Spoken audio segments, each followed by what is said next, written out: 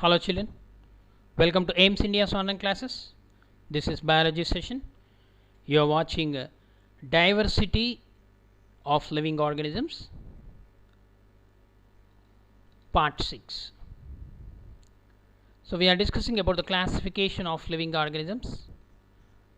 We have successfully completed the kingdom Monera, kingdom Protista and kingdom Fungi, and we enter into the kingdom Plantae. Okay, the plant kingdom is one of the biggest kingdom. So this plant kingdom has great diversity. Okay, we are discussing the characteristic features. So more characters and the classification of plants we are going to discuss today. Okay, are you ready children? Let us proceed. Kingdom Plantae. Among the flowering plants, those having seeds enclosed within fruits are angiosperms. Example, mango. And those without the seeds, okay, or without the fruit, they are gymnosperms. Example, pine. The following pictures will help us to understand. So write down the characteristic features of dicot and monocot plants that you have studied earlier sections of this chapter. So here this is the flow chart which gives the complete picture of the classification of the plant kingdom. Plant kingdom is divided into two main categories, that is non-flowering plants and flowering and seed bearing plants. The non-flowering plants are called cryptogams. The flowering plants are called phanerogams. Okay. So further, these cryptogams, non-flowering plants, are divided into Thallophyta, Bryophyta and Pteridophyta. Okay, the cryptogams are further divided into thallophytes, bryophytes and pteridophytes. What are thallophytes? Thallophytes are the plants with a differentiated body. It is further divided into algae and fungi, two groups, algae and fungi.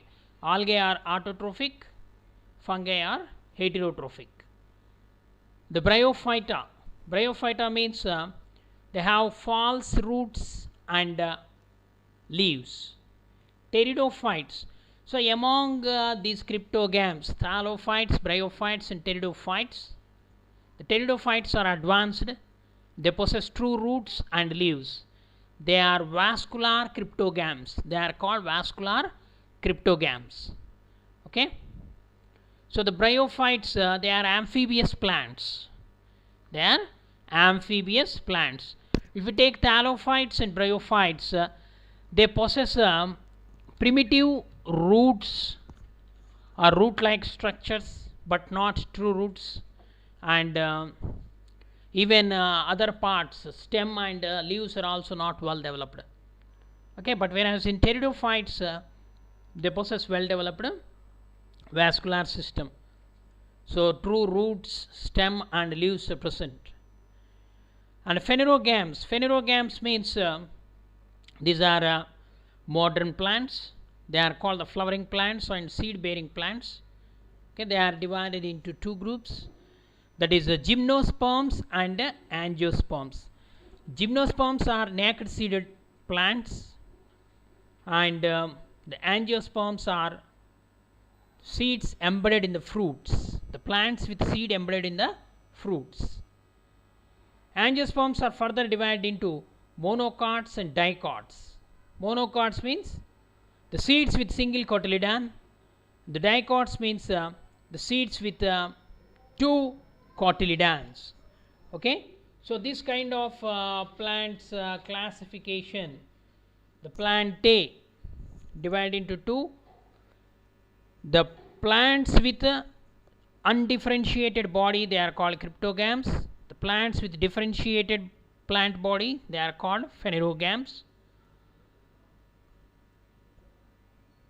The cryptogams divided into thallophyta, bryophyta and okay, Pteridophyta. And here the differentiated plant body again divided into two. The plant body without specialized vascular tissue and with specialized vascular tissue. The without specialized vascular tissue, Bryophyta. With specialized vascular tissue, again the vascular cryptogams, pteridophytes and phanerogams, seed bearing plants.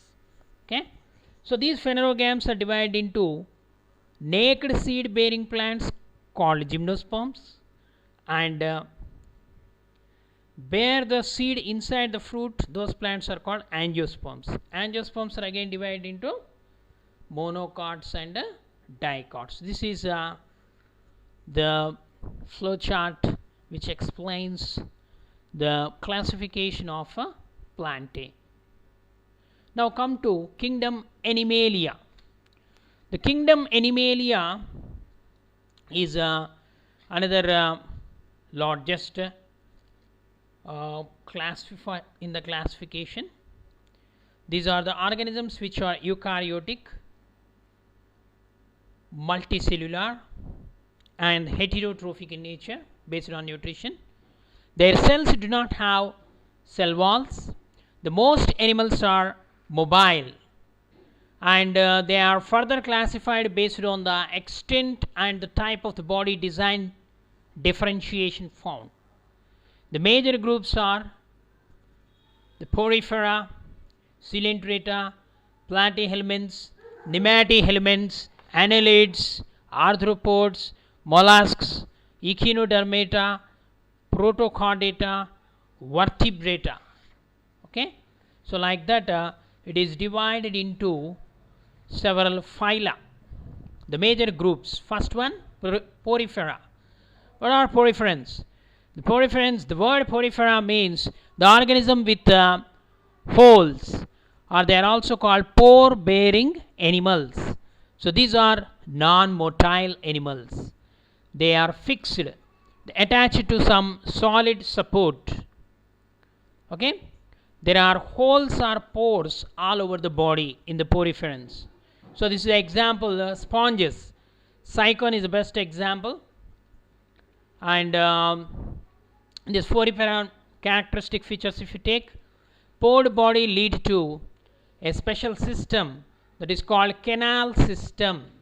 This canal system helps in circulating the water throughout the body to bring in food and oxygen. So these animals are covered with a hard outside layer or skeleton. So the body design involves very minimal differentiation and division into tissues. Okay, the body involves very less differentiation and division into tissues. So these are they are commonly called the sponges and are mainly found in the marine habitats, that is sea. Some examples are Euplectella, Spongilla. Okay, so Cycon, it is a poriferan.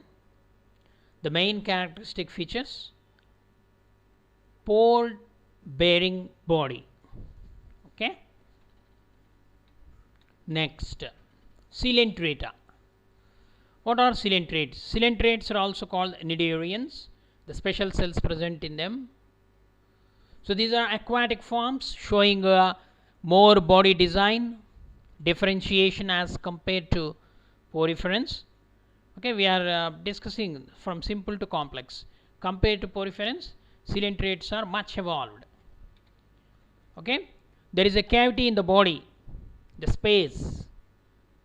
Okay, the body is made up of two layers of cells, diploblastic animals they are called, because two layers are present, one forming the outer layer while the other forming the inner layer, outer ectoderm and inner endoderm it is called.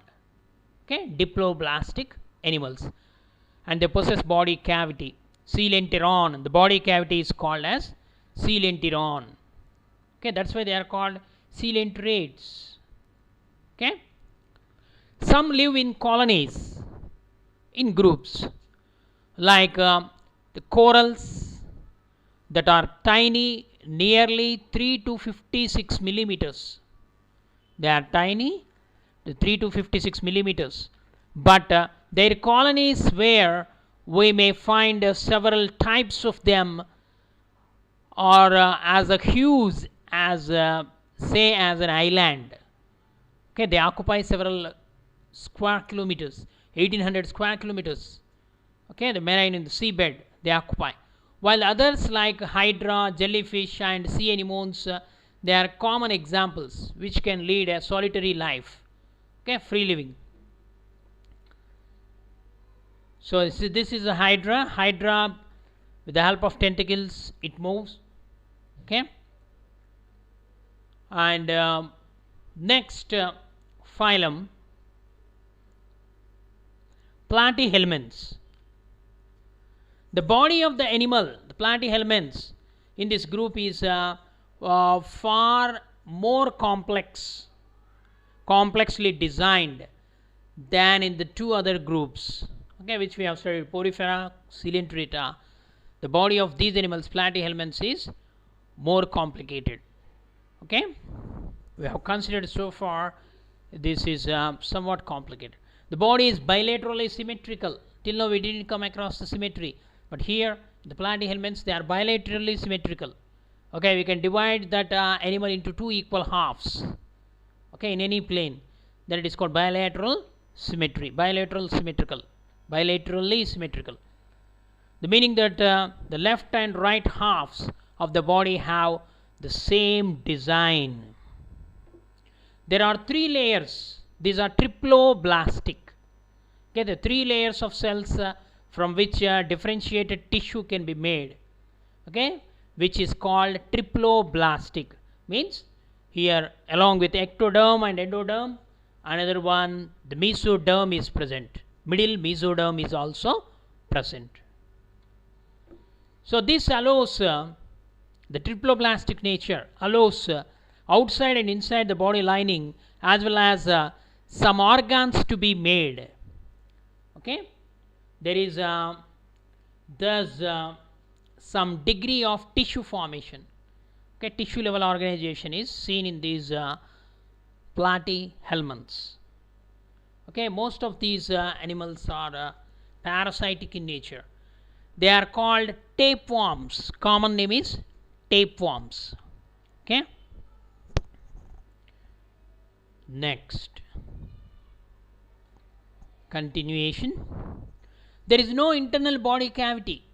Here there is no body cavity, or they are acoelomates, means the body cavity coelom is absent, in which the well developed organs can be accommodated. So without body cavity, the well developed organs are present. The body is flattened, that's why they are called flatworms. Dorsiventrally flattened they are. The meaning of dorsiventral means from top to bottom. That is why these animals are called flatworms. Okay, example, tapeworm. They are either free living or parasitic.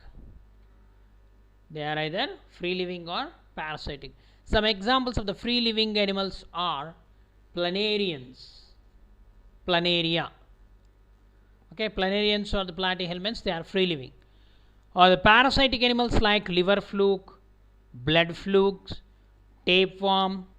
These are all examples of the parasitic Platyhelmint parasites. Okay, see how the flat tape like this is tapeworm. Okay, next Platyhelmans.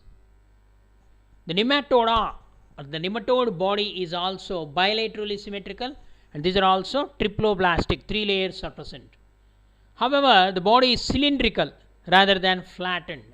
Okay, that's why they are called roundworms.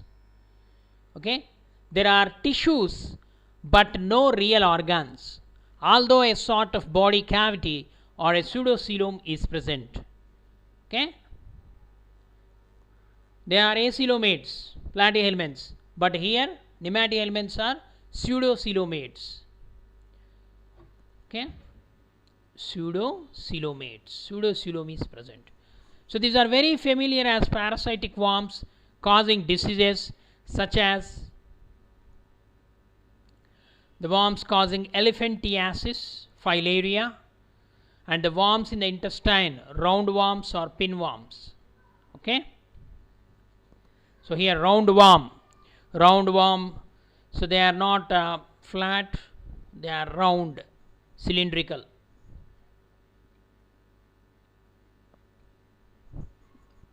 Next, Anilida. The phylum Anilida, the animals are also bilaterally symmetrical and triploblastic. This is the common from the platyhelminths to Anilida. They are triploblastic and bilaterally symmetrical, but in addition they have a true body cavity. If you take platyhelminths, no coelom, no body cavity. If you take nematyhelminths, they are pseudocoelomates, but here pseudo means false body cavity is present in the nematoda, but whereas in Anilida they are true coelomates, means the body cavity is present. It's also called cygocoelomates. Okay, this allows, due to the presence of the body cavity, this allows the true organs to be protected in the body structure. There is thus extensive organ differentiation. So this differentiation occurs in a segmental fashion with the segments lined up one after the other from head to tail. Okay, the body is segmented. So these animals are found in a variety of habitats like freshwater, marine water, as well as terrestrial land. Okay, examples of this phylum Anilida, earthworms and leeches are the familiar examples. Okay, so here the earthworm, see the body is segmented from head to tail. They possess a true coelom. Okay, triploblastic, bilaterally symmetrical. We can divide this animal into two equal halves, left and right. Okay, protected, and the organs are present, well developed organ system are present. Okay children, and some more animal phyla we are going to discuss in the next video. Please read the textbook. Thank you for watching our video. Please subscribe our channel and press the bell icon for receiving latest updates.